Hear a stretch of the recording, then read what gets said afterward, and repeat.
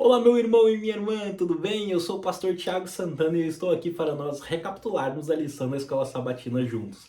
Mas antes de nós avançarmos para o estudo da lição, eu gostaria de te fazer um convite. Se você ainda não é inscrito nesse canal, inscreva-se, ative o sininho das notificações para você ser avisado sempre dos vídeos que aqui postarmos. E não deixe de curtir este vídeo e compartilhar. Compartilhe com os seus amigos, nos grupos da sua igreja, nos grupos da família, para que o máximo de pessoas possa estudar a palavra junto conosco, para que nós possamos crescer juntos no conhecimento da palavra do nosso Senhor. Também comente se ficou alguma dúvida, se tem algo que você não entendeu, alguma coisa que você gostaria que eu desse mais detalhes, comente aí. Nenhum comentário vai ficar sem resposta. Também diga de que lugar do Brasil e de fora do Brasil você está nos assistindo. Temos pessoas de várias regiões nos assistindo aqui. Curta, compartilhe esse vídeo, comente, porque toda vez que você faz isso, o YouTube entende que esse material é importante e ele acaba fazendo esse material chegar a muitas outras pessoas, tá certo? Bom, sem mais delongas, vamos para o estudo dessa semana. Nós chegamos à segunda lição do nosso guia de Êxodo, que tem como título A Sarça Ardente. A lição dessa semana, ela basicamente trabalha com dois capítulos. Ela nos apresenta um estudo de dois capítulos, Êxodo 3 e Êxodo 4. Ali em Êxodo 3 nós temos o encontro de Moisés com Deus na sarça, o chamado de Moisés. É na sarça ardente que Moisés vai ter esta visão ali da sarça pegando fogo e ele fica espantado. É ali que Deus revela para ele muitas coisas, inclusive seu nome, né? Seu nome próprio, Yahweh. E é a partir daí que Moisés começa a encontrar algumas desculpas para tentar fugir do chamado de Deus e não ir na missão que o Senhor estava enviando. Bom, vamos ler o verso para memorizar, para nós estudarmos mais profundamente?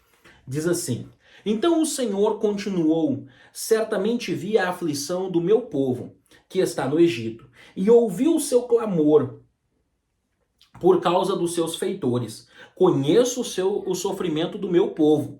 Por isso desci a fim de livrá-lo das mãos dos egípcios e para fazê-lo sair daquela terra e fazê-lo e levá-lo para uma terra boa e ampla, terra que mana leite e mel. Esse texto ele é extremamente interessante porque se nós nos lembrarmos do final do estudo da nossa lição anterior, nós vimos que ali em Êxodo capítulo 2, nos últimos versos, Deus atenta para os sofrimentos dos israelitas, dos hebreus. E nós vimos que a expressão atentar, yadá do hebraico, ela significa um conhecimento relacional. É como se Deus estivesse experimentando ali junto com eles, é como se Deus estivesse acompanhando tudo de perto que estava acontecendo com eles. E por conta disso, Deus interveio.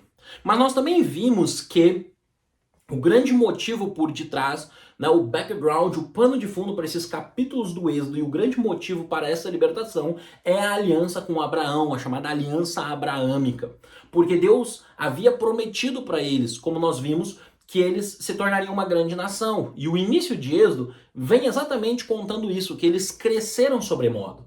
Agora, o que esse texto que nós acabamos de ler nos revela é a segunda parte, podemos assim dizer, do cumprimento da promessa a Abraão. Porque se em um momento Deus prometeu para Abraão que ele teria uma grande nação, Deus também prometeu que essa nação voltaria para a terra. E não seria qualquer terra, ela seria herdeira de sua própria terra. E aqui agora nós somos informados que Deus quer levar eles para uma terra boa, uma terra ampla, uma terra que mana leite e mel.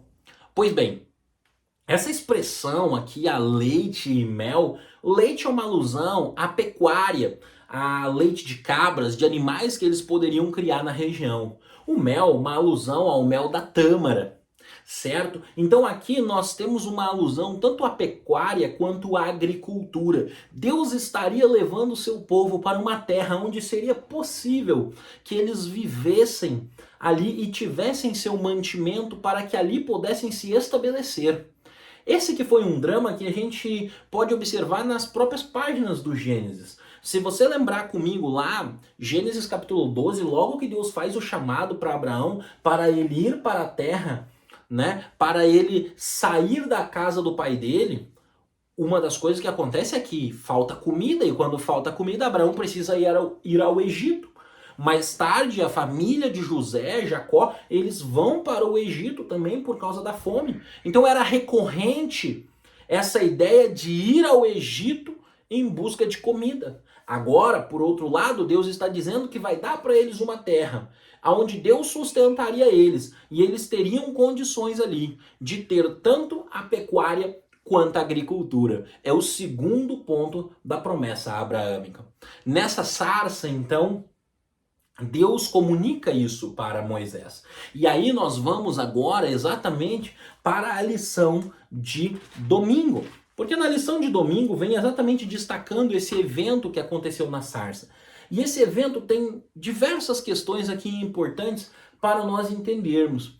Primeiro ponto, nós temos aqui uma teofania, né? Nós chamamos esse tipo de manifestação divina de teofania. Na Bíblia nós temos algumas ocasiões em que Deus se manifesta em fogo. Inclusive no próprio livro de Êxodo, quando Deus faz fumegar o Monte Sinai descendo numa coluna de fogo. Mas se você se lembrar, quando Gideão ali tem um contato com o anjo do Senhor, que ele entende ser Deus, o anjo some na coluna de fogo. Mais tarde, Manoá e sua esposa, a mãe de Sansão, eles também têm uma experiência semelhante. Curiosamente, em todas essas ocasiões, quem aparece é o anjo do Senhor, que já já nós vamos discutir um pouco sobre ele. Mas enfim, nós entendemos aqui que existe uma teofania, e não é incomum então Deus se manifestar em fogo. O que chama a atenção de Moisés é que a sarça ela não queima, porque a lógica seria aquela madeira daquela sarça, talvez ressequida pelo tempo árido do deserto, consumir-se rapidamente. Porém, isso não acontece. E ao não acontecer, Moisés se aproxima para ver. E no aproximar-se para ver, Deus diz para ele: tira a sandália dos pés, porque o lugar que tu está pisando é terra santa. Aqui eu gostaria de destacar algo muito interessante. Que Deus ele sempre fala numa linguagem que nós possamos entender. Deus ele fala de uma forma que fique claro para o ser humano. E Moisés, ele estava acostumado no Egito, ele fora criado no Egito.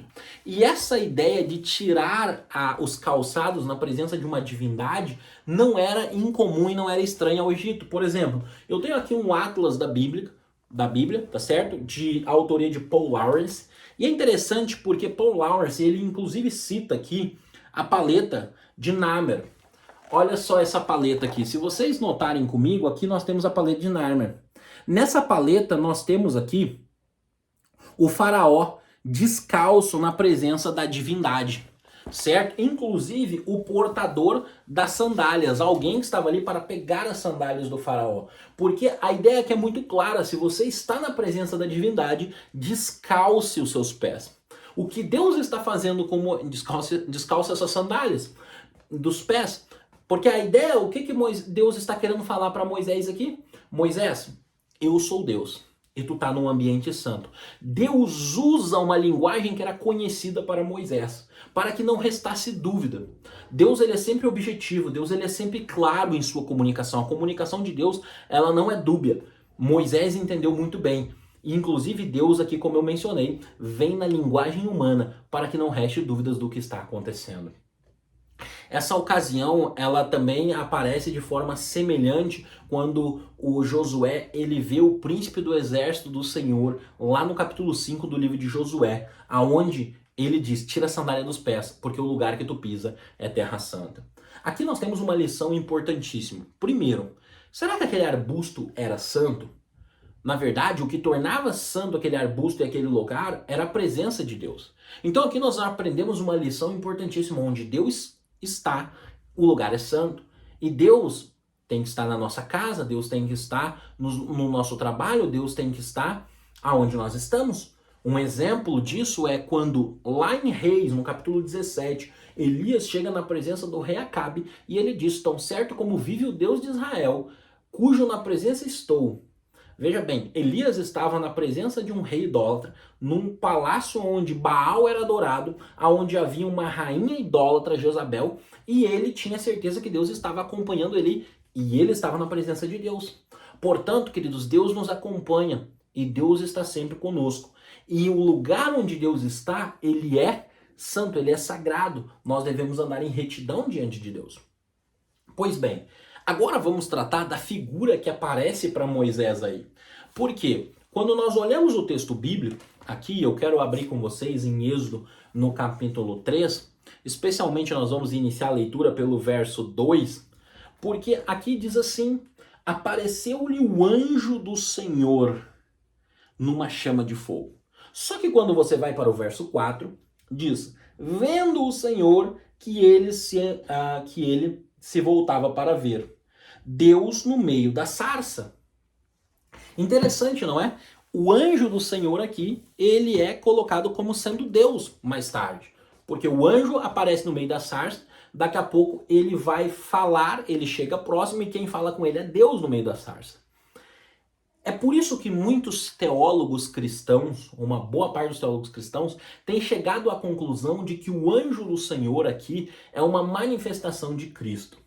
Não deixe se enganar pelo uso da expressão anjo, porque em nossa cultura popular, anjo nós sempre pensamos num ser criado, e alguns até criado por Deus e até às vezes um pouco infantilizada quando nós pensamos em um ser com uma auréola, cabelinhos cacheados e tudo mais. A verdade é que no hebraico, a expressão malach, assim como no grego angelos, significa mensageiro. E aqui pode ser um mensageiro humano, como um profeta. Um profeta, ele é um malach, ele é um mensageiro de Deus. Como pode ser um mensageiro divino, um anjo, certo? Um ser angélico, de fato, é um anjo. Ou pode ser o próprio Deus, ou o Messias. O Messias ele é chamado de malach, lá em Malaquias, né? O mensageiro da aliança. Aqui o que acontece é que quando você observa a figura do anjo do Senhor, não só nesse texto, como em vários textos da Bíblia hebraica, o que percebe-se é que ora parece que o anjo é Deus e ora parece que ele é um ser distinto de Deus. Exemplo, Gênesis 22, quando você lê, o verso 1 e 2, Deus diz para Abraão que ele queria o sacrifício de Isaac, ok? Só que quando você vai lá para os versos 11 em diante, quando Abraão estende o cutelo para sacrificar o menino, o anjo do Senhor é quem fala com ele. O anjo diz: olha, Abraão, não precisa fazer isso. Agora sei que temes a Deus, pois não me negaste teu único filho. Ou seja, o anjo se coloca no lugar de Deus. E isso acontece em vários textos da Bíblia. Eu citei aqui o caso de Manoá e sua esposa, a mãe de Sansão, como o caso de Gideão. Ambos têm medo de morrer, crendo que viram a Deus. Assim, a figura do anjo do Senhor, ela é uma figura complexa. O Malach Adonai, ora parece ser Deus, ora parece ser distinto de Deus. E por isso, muitos têm compreendido que ele é uma manifestação messiânica na Bíblia hebraica. Para você se aprofundar um pouco mais nesse tema, eu vou deixar na descrição desse vídeo um link do meu livro. Eu escrevi um livro intitulado A Natureza e a Obra do Anjo do Senhor na Bíblia Hebraica. Esse livro não tem mais disponível impresso, mas ele tem disponível em PDF. Então eu vou deixar o link da academia.edu aqui na descrição. Você pode na descrição baixar o PDF e você pode ler. Inclusive lá no meu livro, um dos capítulos que eu discuto profundamente é exatamente Êxodo capítulo 3, tá certo? Vou deixar também o link de uma live aqui onde eu falo e discuto sobre o anjo do Senhor na Bíblia hebraica para você se aprofundar um pouco mais. Mas o que eu gostaria de ressaltar aqui é exatamente isso, tá? O anjo do Senhor, ele é compreendido como sendo uma manifestação messiânica aqui. Pois bem, avançando aqui no nosso estudo da lição, nós chegamos então ao nome do Senhor. Essa questão do nome do Senhor, ela sempre desperta curiosidade e suscita debates. Porque o nome do Senhor, ele é objeto de curiosidade das pessoas. As pessoas querem saber qual é o nome de Deus, como se pronuncia o nome de Deus, né? E qual o significado do nome de Deus. E Moisés parece que também queria saber, né? Ou pelo menos queria explicar para o povo, porque ele diz: olha, quando o teu povo perguntar no nome de quem eu tô indo, o que eu vou dizer para eles? Pois bem, eu quero ler agora o que Deus respondeu a Moisés, para nós discutirmos um pouco acerca dessa questão em torno do nome de Deus. Eu estou aqui com a Bíblia hebraica e eu vou ler o texto em hebraico e traduzindo para você. Por quê? Primeiro porque aqui nós temos uma tradução muito importante que precisa ser discutida acerca do nome de Deus. E segundo, porque aqui em Êxodo capítulo 3, capítulo 4, é usado de forma recorrente o nome próprio de Deus. Só que quando você lê em português, geralmente está Senhor. Se você pegar aí todas as vezes que Êxodo capítulo 3, Êxodo capítulo 4 e outros capítulos aí usam a expressão Senhor, o que está aparecendo aí Yahweh, é o tetagrama, Yod, Re, Vav, Re, o nome próprio de Deus. Pois bem, vamos lá. Êxodo capítulo 3, verso 14, diz assim no hebraico: Vayomer Elohim el Moshe, Erie Asher Yerie. E disse Deus a Moisés: Eu serei o que serei. Ele continua: Vayomer ko tomar, Libnei Israel Erie Shrani. Então ele diz, né, aqui, e diz assim, falando aos filhos de Israel: Eu serei, me enviou a vós outros, né? Então, aqui você tem também no verso 15, se a gente pegar o verso 15, ele diz assim: Vayomer od Elohim el Moshe kotomar, né? Que seria aqui, e diz ainda, né, Elohim a Moisés: Assim dirás El Bnei Israel, Yahweh Elohei, né? Assim diz aos filhos de Israel, né? Eu sou vosso Deus, né? Yahweh é vosso Deus. Se você for ao capítulo 16, também aparece de novo a expressão Yahweh Elohei, né? Yahweh, o vosso Deus. É interessante o nosso Deus, né? O Deus também vai aparecer também o Deus de Abraão, Isaac e Jacó. Esse aqui é um ponto importante. Você vai ver que nesses capítulos, em vários momentos, de forma repetida, aparece o tetagrama Yahweh. Mas vamos por partes. Primeiro, eu serei o que serei. As nossas traduções comumente traduzem por eu sou o que sou. Porém, quando você vai estudar de forma mais profunda esse texto, estudar outros exegetas, como Victor Hamilton e tantos outros, Nahum Sarne, tantos outros estudiosos, a conclusão que se tem chegado é que a melhor tradução seria eu serei o que serei, uma vez que o verbo está no ictol, está no imperfeito, ou seja, uma ação inconcluída.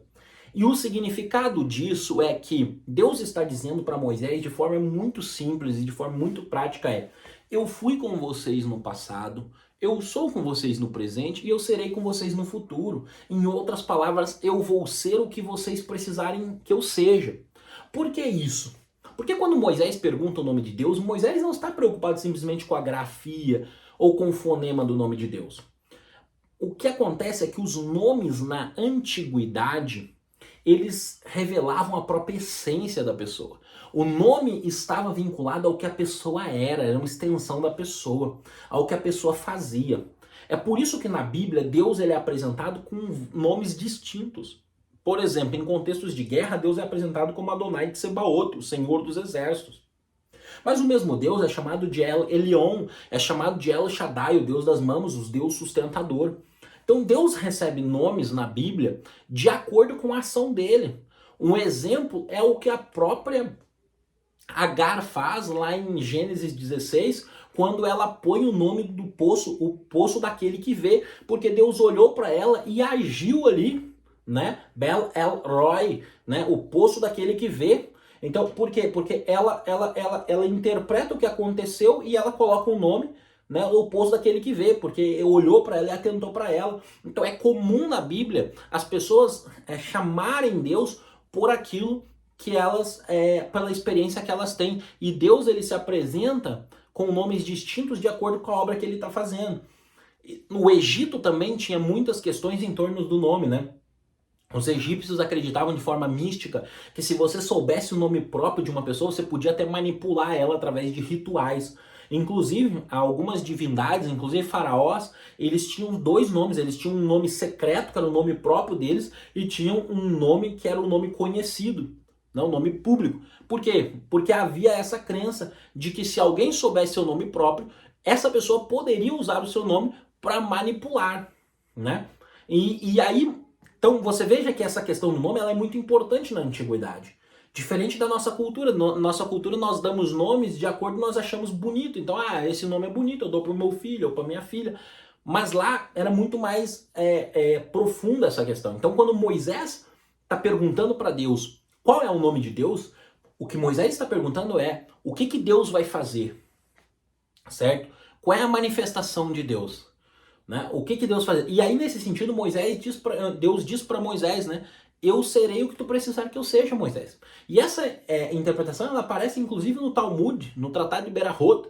Então, assim, queridos, isso aqui é importante porque é de forma simples. Às vezes fica se discutindo a partir de uma perspectiva grega, a partir de uma perspectiva de uma teologia sistemática de mentalidade ocidental, que se Deus está dizendo, olha, eu sou aquele que existe por si mesmo, e com um monte de conjecturas filosóficas, quando na verdade Deus simplesmente está dizendo, eu serei o que precisar que eu seja. E aí, nesse sentido, o nome próprio de Deus, Yahweh, ele deriva exatamente desse verbo, da raiz desse verbo, do verbo hayar, do verbo ser. Certo? Há uma ampla discussão na questão filológica, etimológica, sobre a natureza desse nome. O fato é que não existe uma conclusão plena, mas o que nós sabemos é de que Deus está prometendo a Moisés que iria cuidar dos israelitas. Agora, veja bem, tem um outro ponto aqui também, porque em Êxodo capítulo 6, verso 2, Deus fala a eles, olha, eu apareci a Abraão, Isaque e Jacó como Deus Todo-Poderoso, como El Shaddai, o Deus sustentador. Porém, pelo meu nome não lhes fui conhecido. E ele estava se referindo ao tetragrama, Yahweh. Mas quando nós estudamos o Gênesis, nós vamos ver que os patriarcas conheciam o nome de Deus. Como entender isso? Humberto Cassuto tem para mim aqui a melhor explicação acerca desse texto. Ele nos demonstra exatamente o seguinte, que uma vez que o nome revela o caráter, o nome revela o que a pessoa vai fazer, o nome revela a essência de uma pessoa, o que Deus está dizendo para Moisés é que a face dele, a apresentação dele, a face dele, a ação dele que os patriarcas conheceram foi uma. A que os israelitas iriam conhecer é outra. E de fato isso faz todo sentido, porque veja bem, os patriarcas não viram o Mar Vermelho se abrir, os patriarcas não viram as pragas do Egito, os patriarcas não viram o Monte Sinai fumegando, né, em fogo, os patriarcas não viram a coluna de fogo guiando à noite, esquentando à noite, nem a nuvem guiando de dia. Os patriarcas não viram essas coisas. Os patriarcas não viram o maná cair do céu. Então, a face de Deus que os israelitas conheciam era diferente da que os patriarcas conheceram. Era a mesma divindade, só que revelando de forma diferente. Isso não é diferente conosco hoje. Talvez eu esteja falando para você aqui e você tem uma experiência de fé diferente da minha. Uma não é melhor do que a outra, mas a forma como Deus se apresentou para você foi diferente da forma que ele se apresentou para mim. Por quê? Ele se apresenta sempre dentro das nossas necessidades. Ele é aquilo que nós precisamos que ele seja. Então, talvez a face dele que ele precisou revelar para mim seja diferente da que ele revelou para você, no sentido salvífico, no sentido de que, como seres humanos, nós temos demandas diferentes, nós temos ânsias diferentes, sofrimentos diferentes. E Deus, ele vem nas necessidades de cada um de nós e ele age nas necessidades de cada um de nós. E nesse sentido, cada um de nós é diferente um do outro. E aí, então, o que Deus está dizendo para Moisés é exatamente isso. Olha, eu vou agir de acordo com as necessidades de vocês. E aí, é exatamente nesse sentido, né? Eu vou ser o que vocês precisarem que eu seja. Vocês precisam de uma coluna para iluminar e esquentar vocês à noite? Eu vou ser a coluna de fogo. Vocês precisam de uma nuvem para não deixar vocês aí no calor do deserto sofrendo? Eu vou ser. Vocês estão precisando de comida? Estou entregando maná. Então, em todo momento, Deus vai cuidando. A providência de Deus vai acompanhando eles. Deus foi o que eles precisavam que ele fosse. Um outro ponto importante, também destacado por Cassuto, é exatamente a ideia que entre Elohim e Yahweh. Isso aqui é importante nós percebermos. Quando você pensa no nome Elohim, o nome Elohim, ele exibe um Deus transcendente, um Deus grande, o Deus da criação. Então tu vai para Gênesis capítulo 1, Elohim aparece. Quando tu vai para Gênesis capítulo 2, que é o Deus que está com Adão e Eva, que ele vem no jardim, que ele anda na viração do dia, esse é Yahweh. Então, na verdade, são dois nomes distintos para apresentar duas faces da mesma divindade. Uma, a divindade transcendente e grande, e a outra, a divindade relacional. Nesse sentido, também tem um ponto importante, porque o nome Elohim ele aparece em vários contextos, especialmente em contextos quando o texto ele tem um caráter abrangente. Por exemplo, Gênesis 1, ele fala de toda a criação. Então, de toda a humanidade. Agora, você tem textos como Êxodo capítulo 2, que Deus está falando para o povo da aliança. Não que esses textos não tenham lições para nós, entende? Eles têm. Mas Deus está falando para Israel, naquele momento ali, é o povo da aliança, é os descendentes de Abraão, os que estão enfrentando sofrimento. Então, Yahweh, ele é amplamente usado nesses contextos. De tal forma que é como se Elohim fosse usado para a humanidade, de forma geral, e Yahweh fosse usado mais no contexto da aliança. Então, os nomes de Deus, eles são usados de forma intencional, inclusive pelo autor bíblico, e a gente precisa entender isso, tá? Então, compreender o nome de Deus era extremamente importante, porque o nome de Deus tinha que ver exatamente com aquilo que ele iria fazer. Nesse sentido, Giri Moscala, o autor da lição, ele faz um comentário aqui que eu grifei aqui, que eu gostei muito, quando ele diz assim, nós estamos na parte terça-feira, né, o nome de Deus, ele diz assim, já o nome Yahweh mostra que ele é um Deus que revela seu poder por meio de seu amor e cuidado.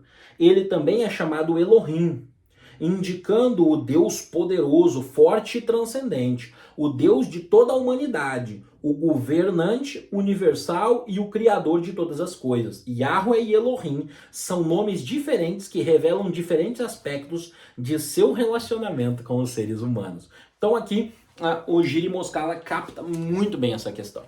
Agora, Deus revelou seu nome, Deus, né, se apresenta para Moisés e Moisés começa, né, a uma série, né, de desculpas, podemos dizer assim, para não aceitar o chamado.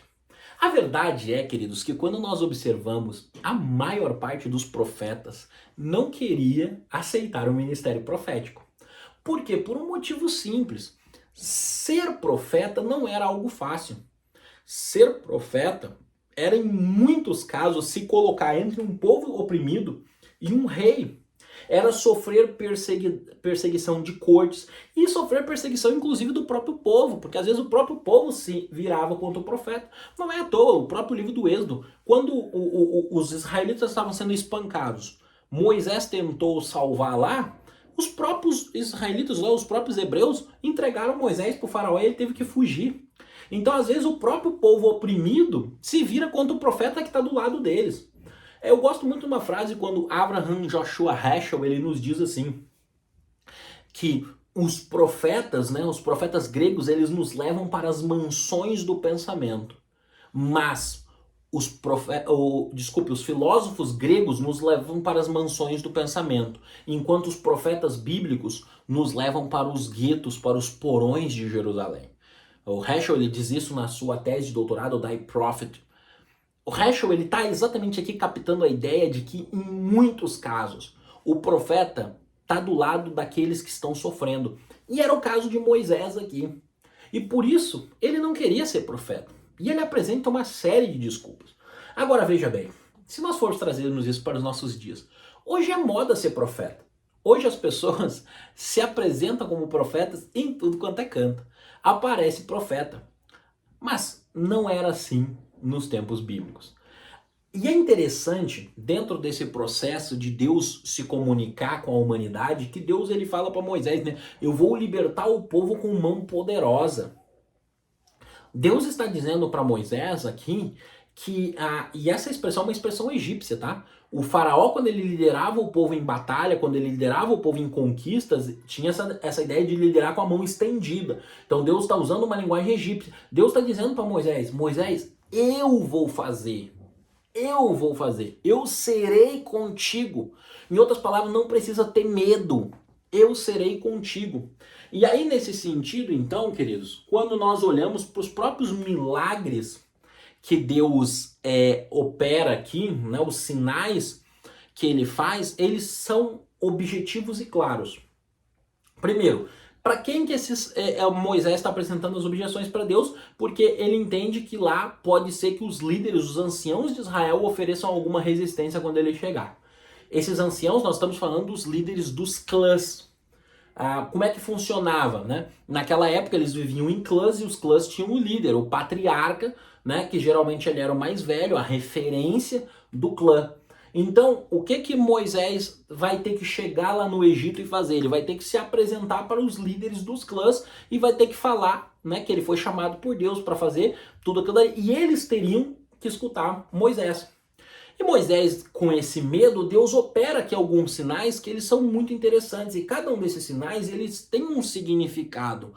E esse significado é retirado dentro do próprio contexto vivencial deles, né? Para citar aqui o Bultmann, o Citizen Lab, um contexto vivencial, para que eles pudessem ali entender bem e ficarem convencidos. Então, por exemplo, a serpente, né? Jogar o cajado e o cajado se tornar uma serpente. No Antigo Egito, a deusa Araur, né, que é uma serpente que inclusive está na mitra do faraó, a serpente ereta, que era um símbolo de sabedoria e poder egípcio, né, amplamente temida no Egito, respeitável, e os faraós tinham como um símbolo de proteção, de sabedoria, de poder.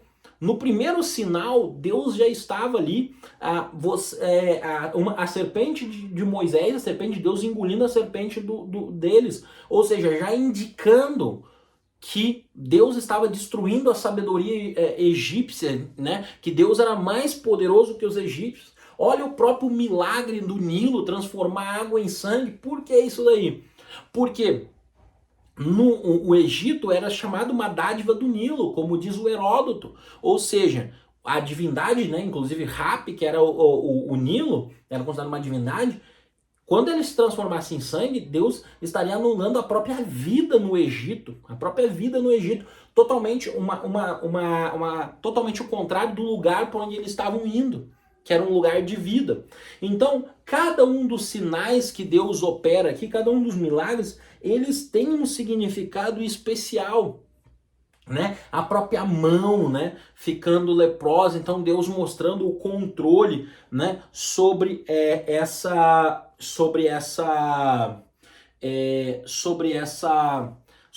doença, que era uma doença tão temida. Tá certo? Então Deus vem mostrando para Moisés, dentro da linguagem deles, essas coisas, para que ele creia e os anciãos também creiam, né? Creiam, ok?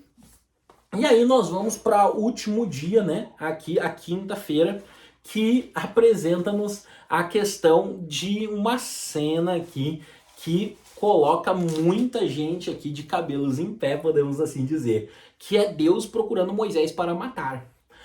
Aqui nós precisamos entender algo, queridos. Deus, ele sempre vê o líder de uma forma diferente. Por quê? Porque o líder, ele tem de ser o exemplo, certo? Então, o caso de Moisés, ele é emblemático. Nós temos na Torá pelo menos duas situações em torno de Moisés que nos mostram isso de forma muito clara. Imagine o seguinte, entenda o seguinte. Nós temos falado até aqui que o grande motivo para libertar o povo do Egito era o quê? Era a aliança, ok? A aliança abraâmica. Qual era a marca da aliança? A marca da aliança era a circuncisão. Aí Moisés está indo para dizer para esse povo que o Deus da aliança, o Deus da aliança abraâmica, chamou ele para libertar esse povo. Só que o próprio filho de Moisés não é circuncidado e não tem o símbolo da aliança. Então Deus precisava que Moisés fosse o exemplo. E por isso Deus, né, vai atrás de Moisés, porque ele precisava que Moisés fosse o exemplo nisso.